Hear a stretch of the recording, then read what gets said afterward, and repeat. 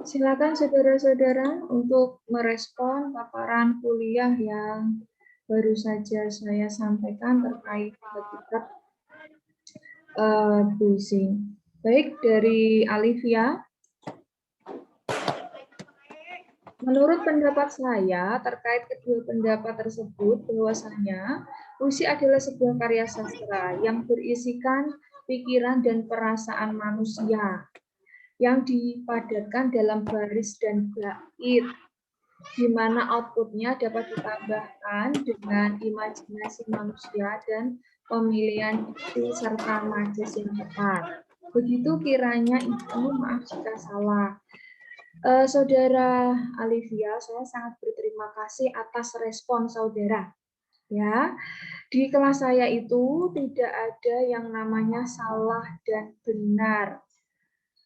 Gitu. Itu adalah pemahaman yang harus saudara tanamkan di benak dan hati saudara. Jadi kalau sudah merasa benar itu yang tidak baik gitu ya. Merasa benar, merasa benar tidak sama dengan kebenaran itu. Nah, saudara Alivia dan teman-teman yang ada di ruang meeting ini, hakikat puisi, ya saudara, menurut Alivia, saudara Alivia itu adalah sebuah karya sastra. Itu benar. Jadi puisi itu bukan bagian dari ilmu arsitektur, bukan bagian dari ilmu kedokteran, gitu ya, melainkan bagian dari sastra yang bisa dikaji menggunakan ilmu sastra. Itu. Ini saya kupas satu-satu. Kemudian bahwa puisi itu jelas-jelas berisikan pikiran, perasaan manusia, bukan berisikan pikiran dan perasaan makhluk lain. Misalnya, sama-sama makhluk hidup, puisi itu tidak diciptakan oleh rumput, tidak diciptakan oleh kambing, tidak bisa ditulis oleh oleh sapi maksud saya, ya. Nah, sama-sama makhluk hidup, hanya manusia yang bisa menulis puisi berdasarkan hal-hal yang dirasakan, dialami, dipikirkan, gitu, ya. Bahkan sesuatu yang hanya berupa imajinasi, baru berupa imajinasi saja itu bisa dituangkan ke dalam bentuk puisi, tidak harus yang dialami oleh dirinya sendiri, gitu. Bisa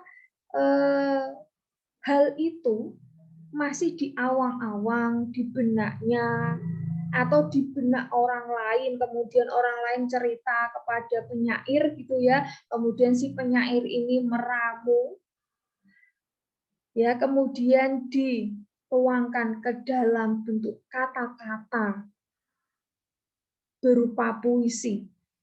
Nah, bukan ke dalam bentuk cerpen, novel yang berbentuk prosa. Tidak pula ke dalam suatu adegan-adegan dialog yang dipentaskan ke atas panggung, yaitu drama.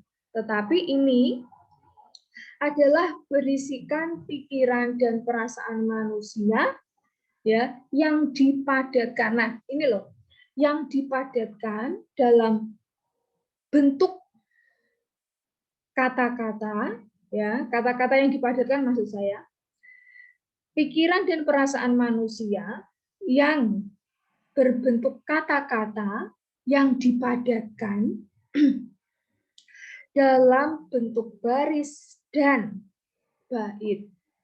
Gitu. Kemudian saya tidak paham tentang Alivia yang berpendapat bahwa di mana outputnya dapat ditambahkan dengan imajinasi manusia. Alivia, apakah bisa menjelaskan kepada Bu Fatimah dan teman-teman yang ada di ruang meeting ini terkait pendapat Saudara Alivia? Ini, silakan Saudara Alivia. Baik, Assalamualaikum warahmatullahi wabarakatuh. Saudara bisa menampilkan wajah Saudara. Baik. Sebelumnya, apakah kalian sudah pernah mengikuti perkuliahan Bu Fatimah? Sudah Ibu, waktu MKU Bahasa Indonesia. Oh, baik. Silakan. Jadi menurut pendapat saya yang mengenai output dari pemikiran dan perasaan manusia yang ditambahkan dengan imajinasi itu seperti halnya contoh konkretnya ketika manusia melihat pohon yang tertiup angin, maka nanti bisa jadi saat mengeluarkan atau outputnya dalam menulis puisi itu, maka manusia bisa menuliskannya dengan pohon itu melambai-lambai seperti halnya manusia. Nah, ini maksud saya yang dimaksud saya itu outputnya ditambahkan dengan imajinasi di mana nanti ada majasnya juga dan pemilihan diksi. Seperti itu mungkin Ibu. Baik, saya akhirnya bisa memahami maksud Saudara Alivia. Itu begini, bahwa pikiran dan perasaan tersebut dapat dituangkan atau dapat juga berupa kata-kata yang imajinatif gitu. Ya, jadi seseorang melihat pohon yang seperti digambarkan oleh Saudara Alivia, kemudian saya pernah begini, Saudara. Saya melihat Al-Quran, kemudian juga saya pernah ke pasar, gitu ya. Lah, ada pengalaman menggabungkan hal tersebut itu menjadi puisi. Nanti akan saya share ketika tanggal 1 dan tanggal 4 saat saya menjadi narasumber di kegiatan workshop penulisan puisi. Jadi saya mewajibkan sebenarnya ya, supaya saudara-saudara ini tahu gitu loh, apa namanya, cara menuliskan puisi. Bu Fatimah itu bahkan punya anggapan semua orang bisa menulis puisi. Nah,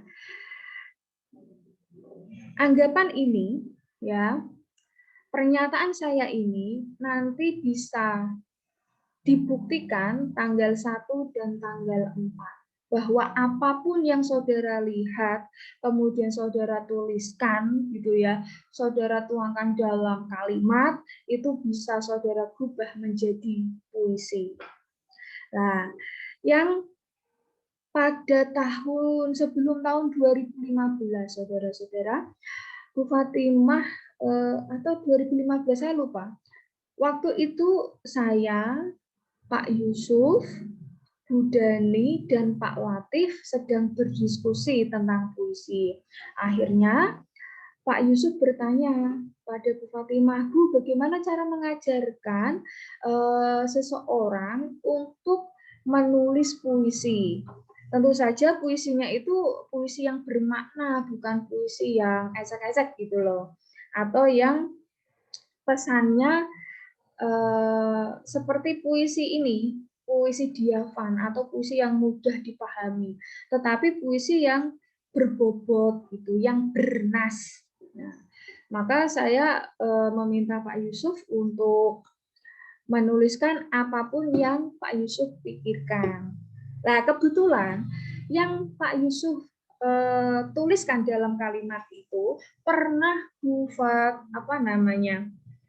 juga ingin tulis terkait dengan Al-Quran, terkait dengan pasar gitu. Kemudian Pak Yusuf itu menuliskan kalimat yang ada misal ini, ibu pergi ke pasar, kemudian adik membaca Al-Quran, ayah sedang apalagi gitu loh. Lah, kalimatnya hanya sederhana, tapi ketika di tangan orang yang memiliki imajinasi, kemudian memiliki gudang kata-kata, kemudian memiliki wawasan yang relevan, itu bisa menjadi satu puisi yang Pak Yusuf sendiri dan teman-teman Pak Latif, Bu Dani itu sampai giling-giling kepala. Padahal hanya berasal dari 3 atau 4 kalimat yang sangat sederhana, yang awalnya itu mudah, sangat mudah dipahami. Gitu. Nah, sama halnya dengan yang dinyatakan oleh saudara Afilia, ketika kata-kata itu disentuh, dibumbui dengan imajinasi, maka akan menjadi sebuah karya seni. Bahkan karya seni ini bisa jadi karya seni yang tidak main-main gitu. Yang di dalamnya ada pesan-pesan tersirat gitu ya. Kemudian saudara Alivia juga menambahkan pemilihan diksi. Oh, ya. Ketika seseorang seperti yang saya sampaikan di awal tadi ya, ketika kata-kata, ya, seseorang yang mempunyai gudang kata-kata dan memiliki wawasan yang relevan, itu akan menjadi karya yang tepat, itu karya yang bernas.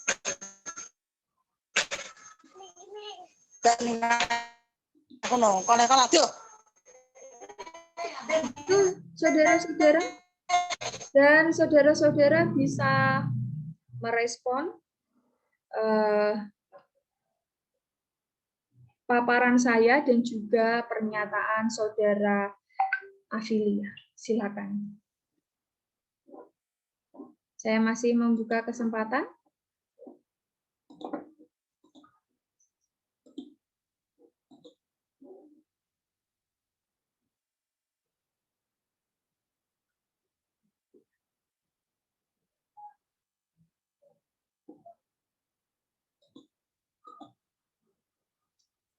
Silakan. Teman yang lain, teman Mbak Afilia yang lain.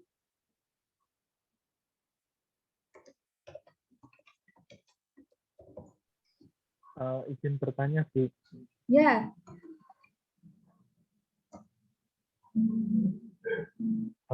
Pertanyaan saya sih granasi, tapi saya juga masih sebenarnya tuh apa yang menyebabkan puisi itu ada gitu? Apa karena imajinasi seseorang atau tekanan seseorang atau hal-hal lain yang membuat dia sampai merangkai kata-kata? Apa hanya ada apa mungkin ada di suatu negara yang mungkin tidak mengenal puisi? Ya Mas, saya nggak paham. Gimana? Kurang jelas. Munculkan wajahmu, mungkin saya akan terbantu dengan gerak bibirmu gitu. Ya Bu, dengar nggak Bu? Maaf Bu. Dengar. Maaf ya Bu, belum bisa menampilkan visual muka. Menampilkan apa? Visual muka. Oh, ya. Mengapa? Ya Bu, sedang dalam keadaan bekerja Bu. Oh, baik. Yuk, nggak apa-apa. Silakan. Izin bertanya ya Bu. Iya, boleh. Pertanyaan saya sih sederhana aja Bu. Apa yang membuat puisi itu ada Bu? Apa karena imajinasi seseorang atau karena tekanan dari apa atau karena apa? Oh, begitu. Atau mungkin ada di suatu negara yang tidak memiliki puisi, bahkan tidak mengenal puisi, atau memang dari pemimpinnya melarang untuk berpuisi mungkin Bu. Oh, begitu. Baik. Ini adalah pertanyaan yang menarik. awal mula adanya puisi itu kapan sih, gitu ya? Kalau Iya, saya Bu. Kenapa kok tangkap. harus puisi? Baik. Iya, Awal kenapa harus adanya puisi? puisi itu kapan dan mengapa tulisan yang seperti itu disebut puisi, gitu ya? Iya, Bu. Oke, baik. Jadi saya akan jawab yang pertama dulu. Yang kedua. Jadi mengapa kok tulisan yang seperti itu disebut puisi? Di Indonesia saja sebenarnya yang tulisan seperti yang kita ketahui, kata-kata yang padat, berisi pikiran, imajinasi, pengalaman seseorang itu disebut puisi. Di negara lain ada yang menyebutnya poem, ya, in English poetry, dan saya Ya. belum mengetahui istilah lain untuk penyebutan puisi ini di belahan negara yang lain, itu istilahnya itu apa. Nah, mengapa itu disebut poetry, disebut poem, disebut puisi begitu ya? Ini akan dipelajari di perbedaan antara puisi, naskah drama, dan juga prosa. Gitu. Mengapa kok tulisan seperti itu disebut prosa dengan jenis cerpen, dengan jenis novel, novelet, bahkan ada yang dengan jenis cergam atau cerita bergambar, gitu ya. Nah, kata kunci dari puisi adalah bahwa di sana ada kata makna yang dipadatkan. Ini tidak ditemukan di prosa ataupun naskah drama. Gitu. Ya. Jadi Bu Fatimah bisa menjawab mengapa itu kok disebut poetry, puisi atau poem, karena ada ciri khas ya bahwa pengalaman manusia itu, kemudian segala sesuatu yang dirasakan oleh manusia itu dituangkan dalam bentuk kata-kata yang dipadatkan, yang konsentris, baik kata-katanya maupun makna yang terkandung di dalam kata-kata itu, gitu ya. Kemudian sejak kapan puisi itu ada? Saya tidak mengetahui sejak kapan untuk tahunnya ya. Tetapi ini adalah juga kegelisahan saya waktu itu, pertanyaan saya waktu itu, sejak kapan sih adanya? Bahkan begini, sejak adanya manusia, ya, manusia itu kan merasa resah, gembira, kan punya sifat-sifat seperti itu. Segala sesuatu yang dirasakan oleh manusia kemudian tidak bisa diluahkan atau dituangkan ke dalam bentuk gambar, gitu. Tetapi dalam bentuk simbol-simbol yang lain yang kita di negara kita disebut abjad, huruf abjad, berupa kata-kata, sesuatu yang kita pikirkan, bahkan kejadian suatu bahasa gitu, ada segitiga kejadian kan waktu itu yang dirumuskan oleh Ferdinand de Saussure, bahwa ada konsep yang ada di benak kita, katakanlah kursi, gitu. Bendanya ada, bahwa benda yang berbentuk seperti itu ada kaki-kaki begitu, maksud saya yang kursi ini, dalam konsep kita itu kursi, tapi konsep di sini kan tidak tampak, ya kan? Kata kursi, tetapi di belahan negara lain kursi itu in English katakanlah cair kan, CHAIR, cair ya, and then di Arab kursi atau kursiun gitu ya, akhirnya in bahasa itu diserap menjadi kursi itu. In Javanese itu bangku, right? And dingklek maybe. Lah, itu semua yang punya adalah manusia. Konsepnya yang punya manusia, kemudian kata ini yang ada di konsep menjadi kursi, KURSI, and then chair, CHAIR, and then bangku. Nah, itu selama ada manusia yang memiliki konsep tentang sesuatu yang dia lihat, yang dia alami, kemudian yang orang lain alami dan dia juga ikut mengetahui, kemudian itu kan tidak bisa dipendam sendiri. Ada orang-orang yang bisa memendamnya, ada orang-orang yang semua hal yang dia alami, dia rasakan, dia amati, dan dia apapun menggunakan indrianya, tidak sekadar indera, tetapi indria, ya. Indria itu, kalau indera kan indera penglihatan, indera pendengaran, penciuman, dan lain sebagainya. Tetapi ketika membahas tentang indria, tentang sesuatu yang 5 indera itu tadi dipadukan dengan sesuatu yang tidak tampak, kalbu, hati, perasaan, gitu ya, butuh dituangkan ke dalam sesuatu, butuh diwujudkan ke dalam sesuatu, ya, maka di sanalah Saudara Fajar Rizky, karya itu ada. Bahkan tidak hanya karya berbentuk puisi, tetapi juga para pelukis, pematung, and then penari, ya, itu kan karya seni.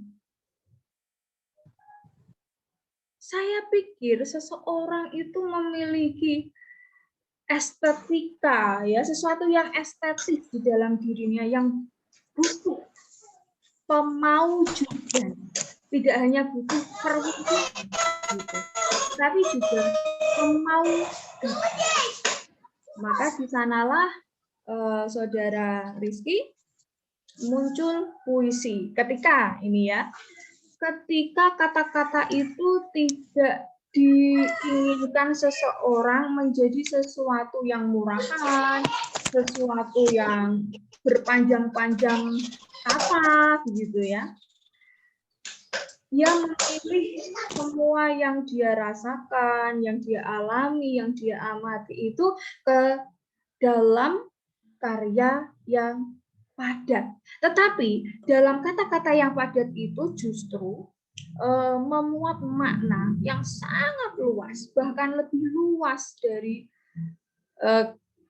bahasa lebay saya adalah lebih luas dari jagat raya ini. Gitu. Dan seseorang, teman saya di S3, menyampaikan bahwa puisi itu adalah karya yang menipu. Maksudnya adalah ketika ada satu puisi itu bisa dimaknai atau bisa memiliki makna 1000 bahkan lebih dari 1 triliun makna, bergantung pada jumlah pemaknanya. Beda dengan prosa yang dia itu dalam satu karya berisi ribuan kata, ya kan? Tetapi memiliki makna yang cuma 1. Meskipun pemaknanya lebih dari 1000 orang. Bisa dipahami ini, saudara-saudara? Oleh karenanya, bahkan sebelum saya bertemu dengan, nama beliau adalah Pak Ahid atau Pak Abdul Wahid BS, itu saya sudah sangat tertarik dengan puisi bahkan jauh hari ketika saya masih di bangku SD. Gitu. Cerita sedikit bahwa Bu Fatimah dulu itu ya lumayan bandel. Tidak lumayan sih, bahkan sangat bandel sehingga hampir tiap hari itu harus dihukum, dan tempat menghukum saya itu di ruang kepala sekolah yang bersebelahan dengan ruang UKS. Di ruang UKS itu ada banyak sekali buku, dan ternyata buku-buku yang sudah tidak dibaca lagi, gitu ya. Lah saya tuh ngapain ketika dihukum di sana? Saya bertemu dengan banyak sekali karya sastra, termasuk puisi. Saya lupa namanya. Raden Wing Puspo siapa gitu loh. Lah, saya baru tahu bahwa itu adalah puisi. Dan saya sangat tertarik. Itu adalah sebenarnya cikal bakal ketertarikan saya, bahkan jagat saya gitu ya, dunia saya bersentuhan dengan puisi, bergelut dengan puisi hingga sekarang. Jadi Saudara Rizky, apakah bisa memahami paparan dan respon saya terkait pertanyaan yang Saudara sampaikan?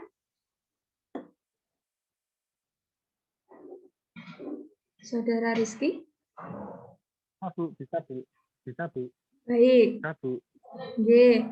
Teman-teman yang lain?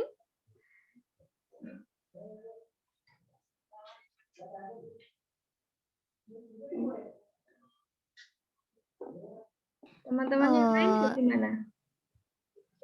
Izin bertanya kembali, Bu Fat. Baik. Jadi bagi saudara-saudara, tanyalah sebanyak-banyaknya, gitu ya. Jadi saya itu memiliki kebiasaan kalau tidak ditanya itu ilmunya orang untuk KB. Gitu. Baik, silakan Saudara Alifia. Saya beberapa kali membaca buku puisi dan di dalamnya itu terdapat puisi yang terdapat dialog gitu, Bu. Nah, itu sebenarnya diperbolehkan atau tidak, Bu? Terima kasih. Sangat diperbolehkan, tidak ada larangan bahkan, ya.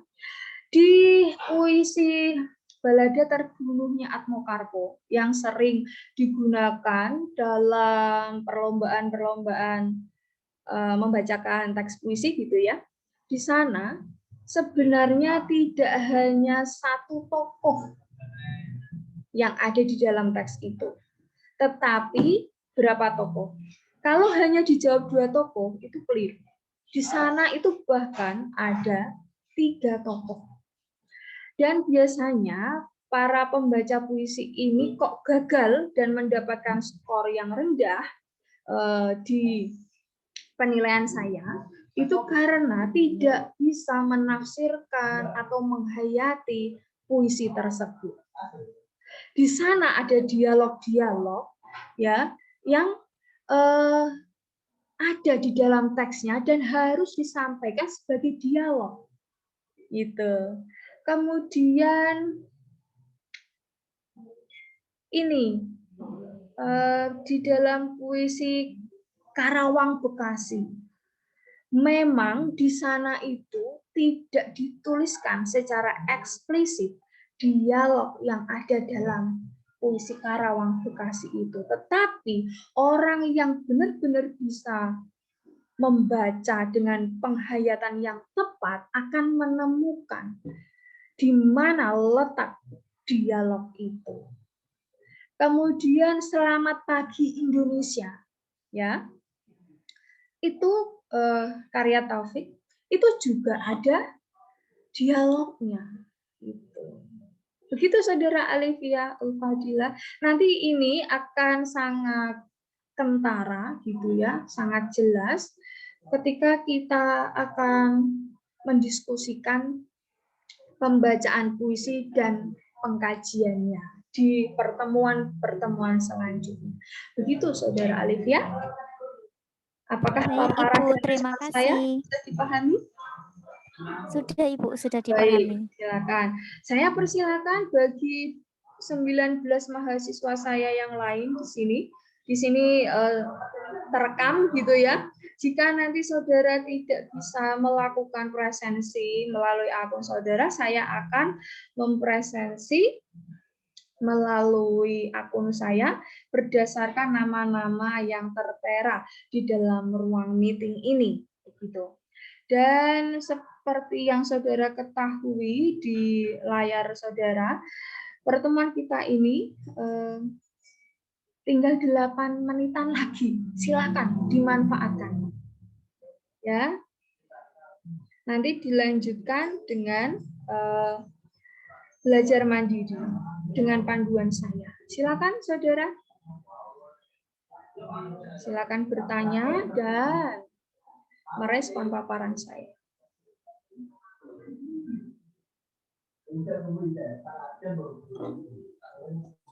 Bu, mau bertanya Bu Fatimah? Boleh. Namamu betul Sarli Lutfi?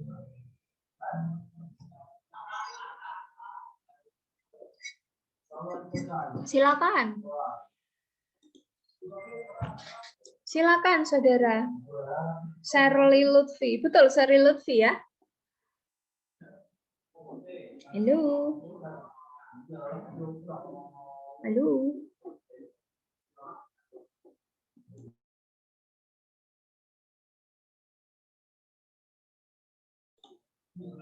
Halo, halo. Siapa yang ingin bertanya tadi? Saudara Sarli Lutfi?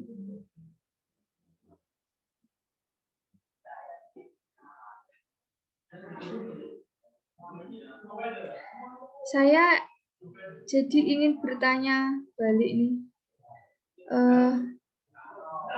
Tadi ada akun itu PBSI siapa gitu ya, yang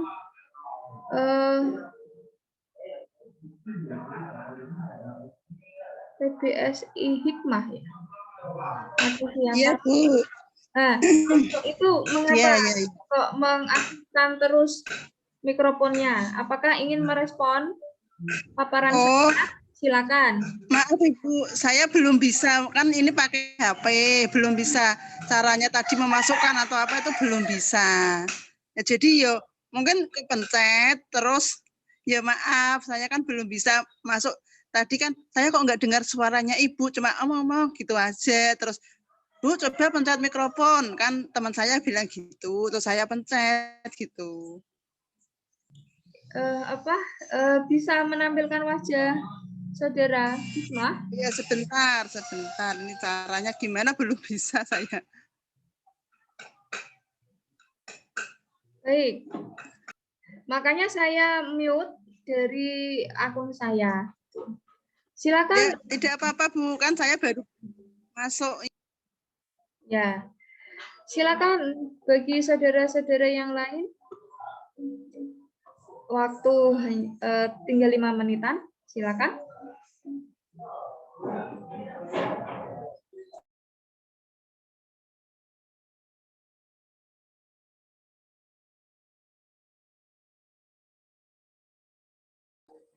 Bu Fatimah, saya mau bertanya, Bu. Ya, ini saudara Sarli Lutfi. Ya, Bu.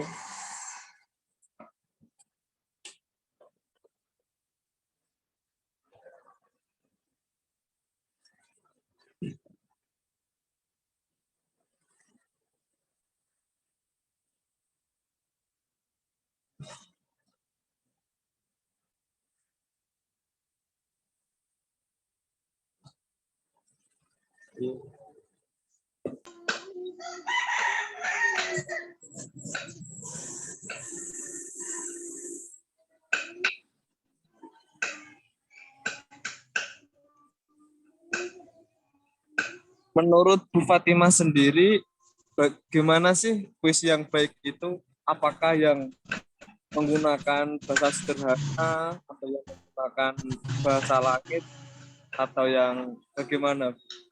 Menurut Bu Fatimah sendiri. Baik, Sarli Lutfi bisa menampilkan wajah.